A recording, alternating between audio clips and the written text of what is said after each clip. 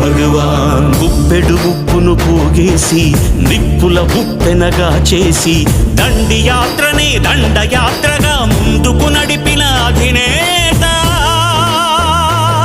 సిసలైన జగజ్జేత. చరఖాయంత్రం చూపించి స్వదేశీ సూత్రం నేర్పించి నూలు పోగుతో మదపుటేనుగల బంధించాడు రజాతి పిత. సంకల్ప బలం చేత సూర్యుడస్తమిల్చని రాజ్యానికి పడమర దారిని చూపిన క్రాంతి. తూర్పు తెల్లారని నడి రాత్రికి స్వేచ్ఛాభానుడి ప్రభాత కాంతి.